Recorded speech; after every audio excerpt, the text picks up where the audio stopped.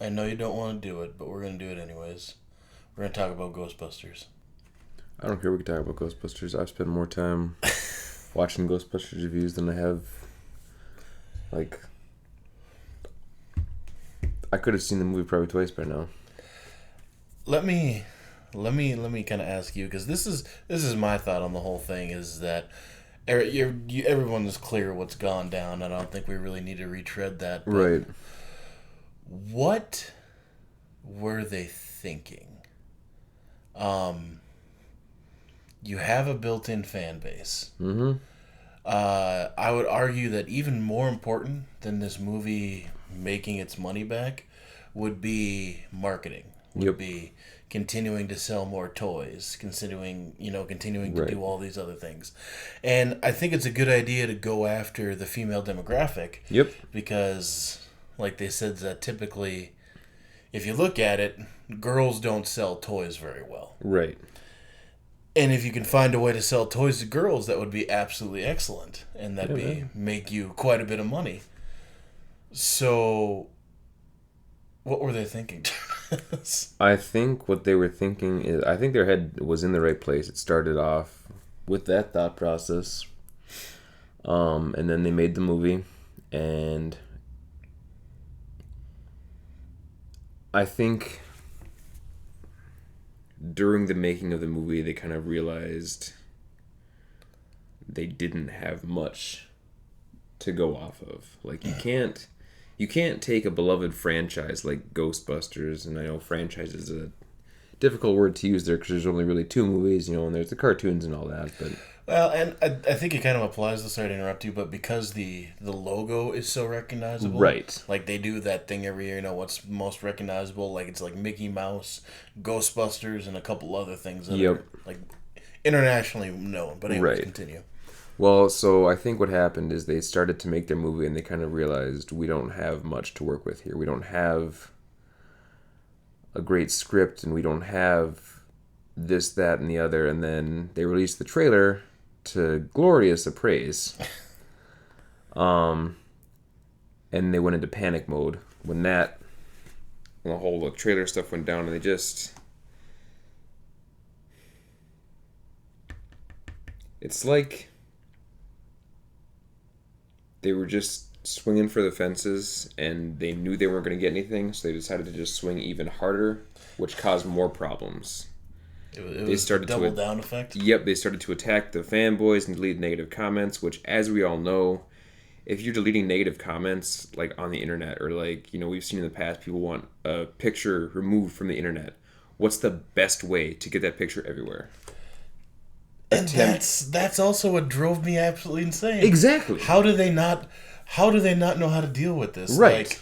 The initial backlash, quote unquote, that I saw, that's what we've seen from every reboot. We saw that with RoboCop, Yep. saw it with Ninja Turtles. They're always gonna be pissed off and not like it.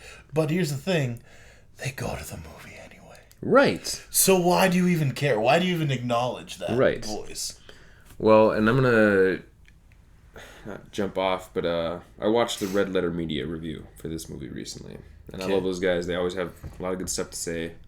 They know their stuff. One of the things they kept showing clips during their review is like a 45-minute long video, but they kept showing clips of Paul Feig talking like, oh yeah, and then Chris Hemsworth started going off. I thought, oh, he's funny, but he's not, hilarious. And like all this, like he was saying all this weird stuff during interviews. It just came off as really like he was trying so hard to sell the movie.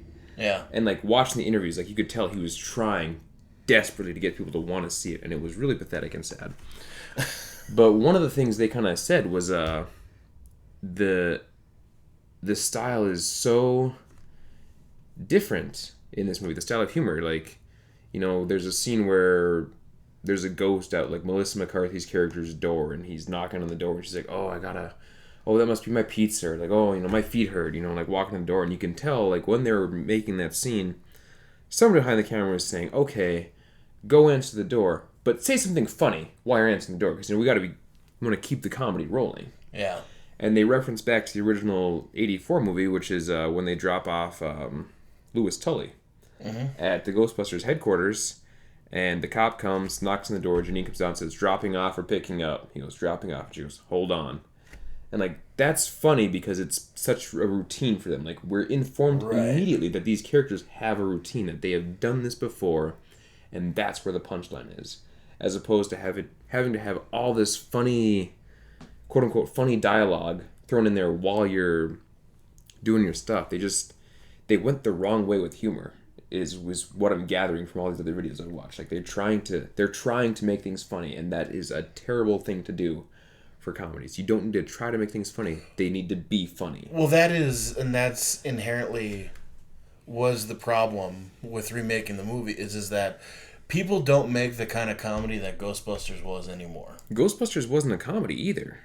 Like the original, I mean, it comes off as one, but it was like I don't view it as a comedy per se. It's a good movie that has some funny bits in it, but it's not a comedy. They're not making jokes. There's nothing like punchliney really. You know, like there's Right.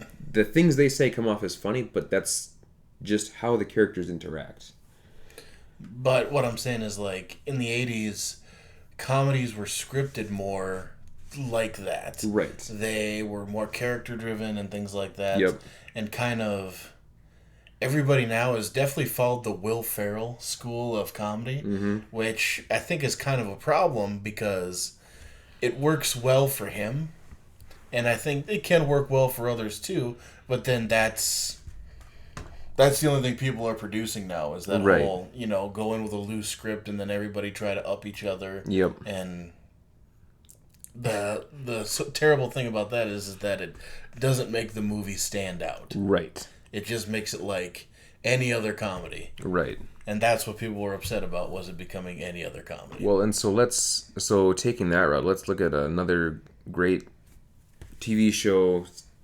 So we're jumping aside here, not a movie, but like TV show that was been popular in the past years here. In the past, this is going on just like 12 now, maybe. That when I first started watching it, I thought was loose scripted and very, everybody kind of improvised, but it was not. It was Arrested Development. Right. That show seems very loosely scripted.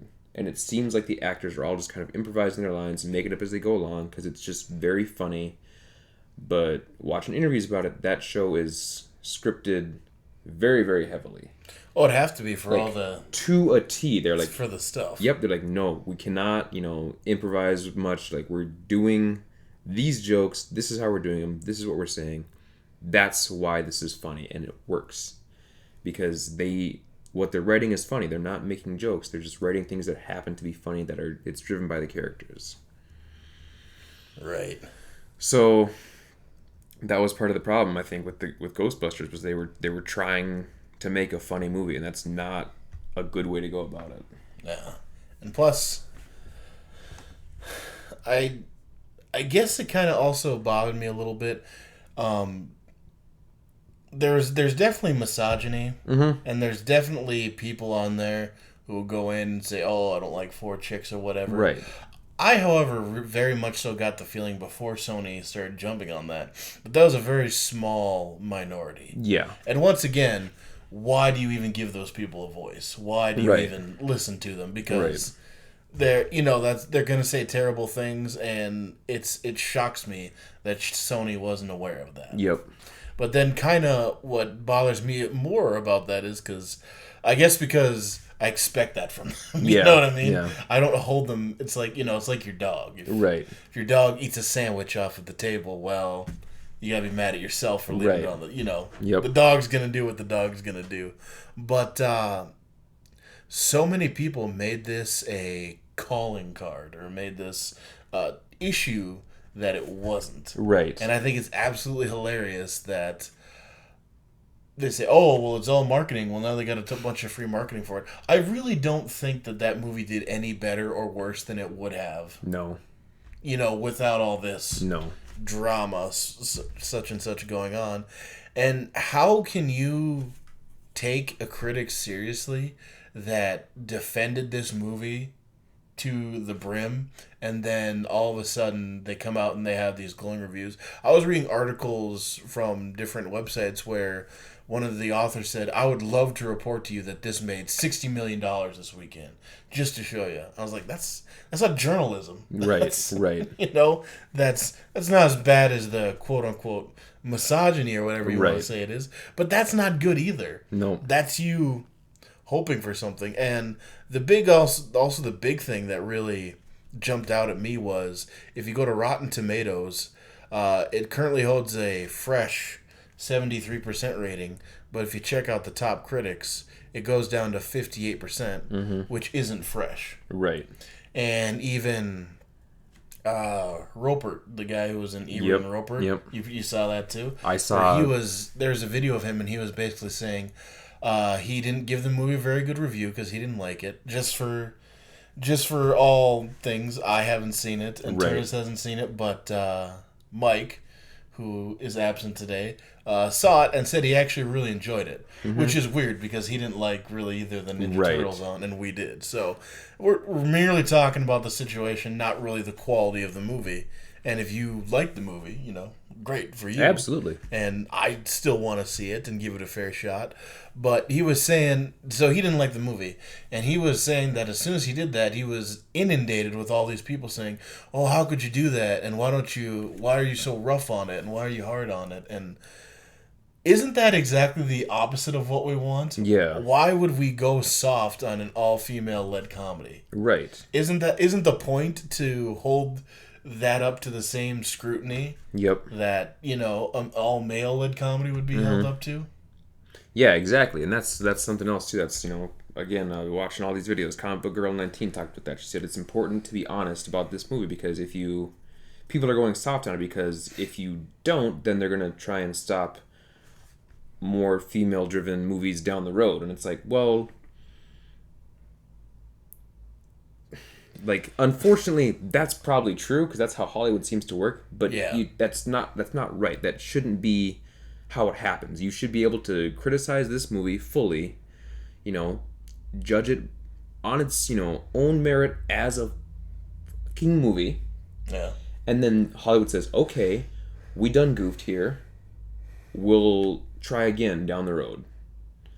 And while we're on the whole women thing, I do have something I want to kind of say about this, and I've said it before, so it's not a real revelation or anything like that, but the whole all-girls thing doesn't bother me on the merits of they're trying to reboot the franchise. It bothers me on the merits of it seems like a gimmick. Yes. They're like, okay, we'll do this, and then another thing that the Red Letter Media reviewers brought up was, so they flipped it, they flip-flopped, all the Ghostbusters are girls, and their secretary or their The help. is a guy. Chris Hemsworth's character in the movie is apparently an idiot, complete just fumbling, bumbling idiot. Whereas in the original Ghostbusters, Janine was like a strong, smart, independent woman who has quit jobs better than this, I don't get why you need to switch that. Like, once again, it's that concept, I believe, of okay, we'll switch it so he'll be a guy, but he'll be really stupid. Why? I think that was a comedy decision. Like, why? I think that was a comedy decision. I can't understand that for the life of me. Which apparently a lot of people liked it. They said he was one of the best things in the movie. But I think that was literally just for those kind of laughs. Just stupid. But The other thing they said that I really thought was interesting too was Patty, Leslie Jones. Mm-hmm. She was apparently the most relatable character in the whole movie. According to the trailer, you'd think, oh my god, she's just a huge stereotype. But from what they said when they said the movie, they're like, she's one of the most relatable characters. She actually comes off as a normal person, which I thought was interesting. Which just goes to show how terrible that trailer was. Yep. And once again, Sony, what the hell? Yeah. Why can't you just say, okay, we made a bad trailer, then move on? Then, Yep. okay, 15 guys don't like the fact that that's all women. Okay, let's move on. Yep. We don't need their money anyway. You know, people are bitch about, well, you know what? Chances are pretty good they're going to show up anyway. Let's just move on and don't worry about it. Correct.